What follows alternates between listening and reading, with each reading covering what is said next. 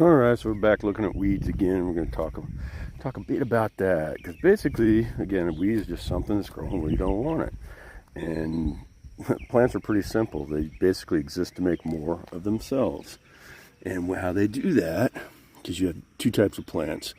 You have perennials and you have annuals, but all of them depend upon some of them have rhizomes and other stuff. They can put stolons and stuff, but basically the simplest method they do is a thing called seed.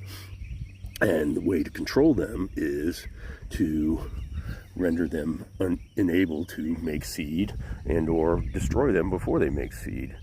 So you either do birth control or you have to eliminate the weed before it drops seed, because the problem with it dropping seed is you get it this year and it will come back next year. And if it happens to be a perennial, it becomes a problem of, I think you can say it would be almost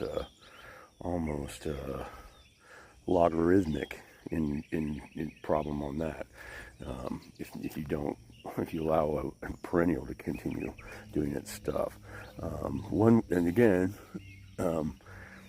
they apply herbicides, they generally get one that's kind of generic and tries to carpet bomb and get rid of everything, most of everything, and then maybe a few specialty ingredients to get something specific on that. And again, the main cost to the herbicide is the herbicide itself, and then labor, I would say, be second, and then second would be equipment costs or capital costs, and then fuel costs, or your bigger variable cost would be your employee, and I guess your herbicide would be a variable cost too, because your application rate and things of that nature are variable. But then the operating the machine with diesel fuel. So okay, there's your operating costs and how in doing this stuff. So you can't just go out and spray every freaking day.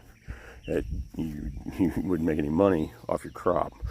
But again, and targeting weeds at a specific time when they can actually be controlled, and you want to do that. Typically, if you're going to destroy them, you want to do them pretty early in their growth cycle, because you need less chemical to do that.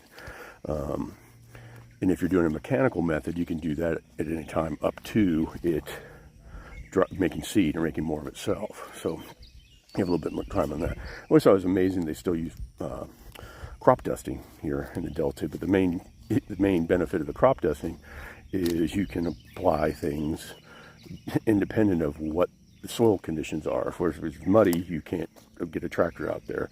And then we're going to kind of delve into maybe the next generation of weed control